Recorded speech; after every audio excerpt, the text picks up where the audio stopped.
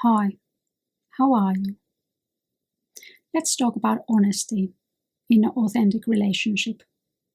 It's the first thing if you open any book or if you ask ChatGPT, they will tell you that to have an authentic relationship, you have to be honest. But how to be honest and how to limit your honesty and how to make it lasting practice? Those are the questions that are not so easy. Because you cannot just decide that from now on I'm honest. It doesn't work that way. Let's face it, you and me and all of us, we have been brought up not to be honest. Honesty is this big, brave principle that we all should live by. But when we were children, we were slowly told that it's not good to be that honest. That there are things that you should be honest, and then there are those things that you shouldn't be honest.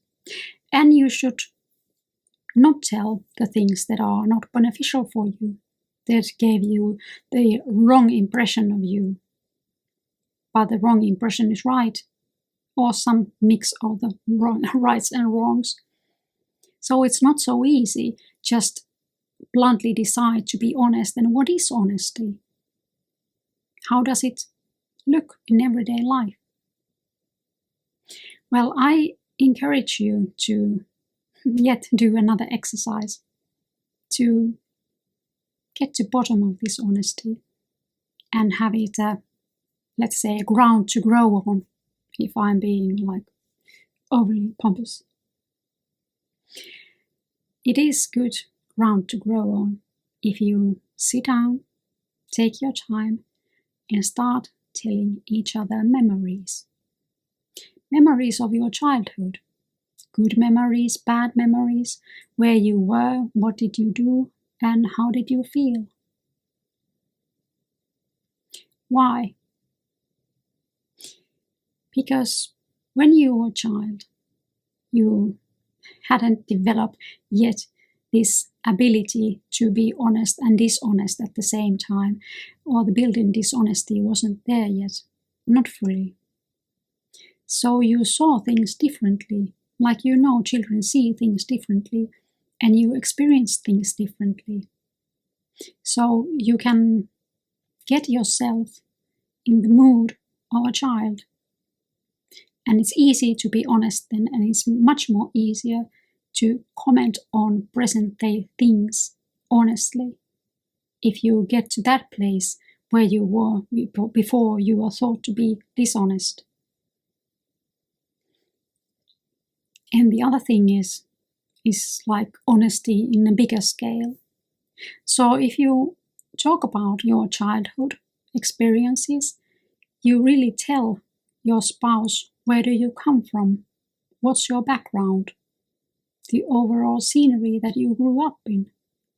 Because that makes a great difference in how we turn up as adults.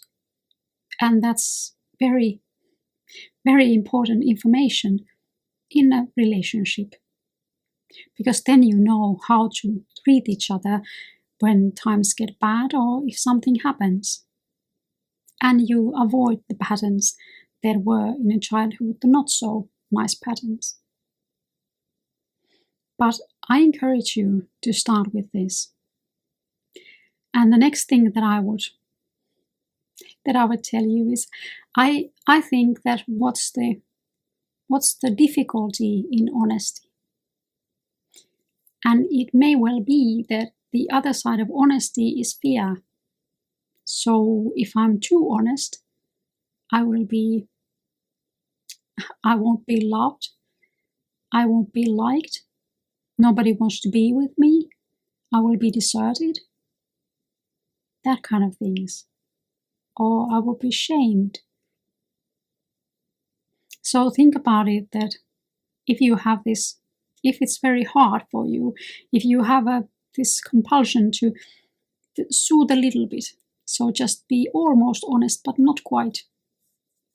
Think about what are you afraid of, and try to think from the start that if you try if you both try to be honest with each other, then you have to reward the honesty. So when the other one tells you something, you tell something of your own side. And you think about them together. So how did that feel for you?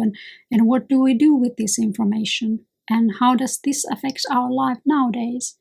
So try to be in the same side. Don't go to the opposite side and say that, why did you do that? That doesn't build authentic relationship. And then that doesn't encourage honesty. And of course there are limits to this honesty. Because sometimes it turns around, so somebody may have this kind of a huge burden with them, and they start to tell everything. And then it makes the one party that is hearing these honesties or these confessions, makes them very uncomfortable. One example of this may be that my husband was a very lively young man, and he told me, or has told me, many things that happened when he was a young man. And it wasn't once or twice or even 3 times that he was very close to death, in my opinion, when I hear the stories, and in reality too. So when he tells these stories, I have a really bad feeling, because even though I know that he is alive and it was decades ago, I still feel like extremely anxious when I think that how close it was that he would have died then, and then we would have never met, and we wouldn't be. So you have to think about, of course, it depends on how much and how grave things you have to tell, but to do it gradually and to really look at your spouse and what's going on. So you don't make your confessions the other one's burden, because it's not good for a relationship, and it's not good for that moment, and it doesn't encourage you to be honest in the future. And honesty is not a square thing that you can be in every time you come home and do this 5 minutes and then it's done, then I'm honest. No, you have to really think about it and really change your attitude and your manner of communication, maybe. That everything is out in the open, that everything is discussed, that nothing is hidden, and it's every day. And it starts from the small lies, so there are no lies, Have you ever been in that kind of situation that you thought that everything is clear? That we are in here and we both know everything that we need to know, and suddenly you found out something that you didn't about the other one, about the other person. Maybe, for example, you think that everything is fine, and then you see their old girlfriend or boyfriend, and they say that, oh, we met last weekend, and you are thinking, what? You didn't know. The person that didn't tell you that they met their ex, even in the grocery stores, just by just saying hello and continuing their things, but they thought that they won't tell you, that you don't feel bad, that you don't get mad, that anything. But you heard it anyway, and now you feel really bad. And it's not just kind of instant jealous rage that comes and goes, but you don't trust them. If they didn't tell you this, even they know that what you think about it, what other things are they telling you about? So honesty is in the details, so that you tell everything that they need to know and a little bit more. But it's not easy to be honest. I have to fight it through with every day. So if I know that my husband doesn't like something, I have to say it anyway, like it was. And he might be frustrated, or he might say that you really should think about how you handle this thing, so it won't be a problem later on. But it is a challenge, and don't forget that we have been brought up to lie, and that's a big burden for all of us. But try these little exercises. Try talking about your childhood memories. Try to, maybe there would be this kind of a cleaning of the table hour.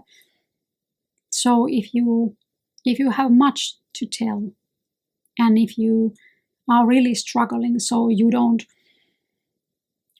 like talk instantly when you come in from the door, you don't tell who you met that day, or anything else that would be important or would be requirement of you being honest, then try to set first some time that you talk all this baggage up.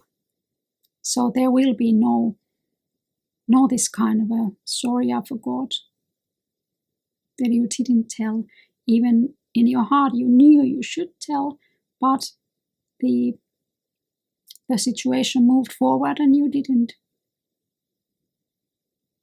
But make time and tell those things, because when you see that nothing happens when you are honest, then it's much more easier to be honest and make it a habit.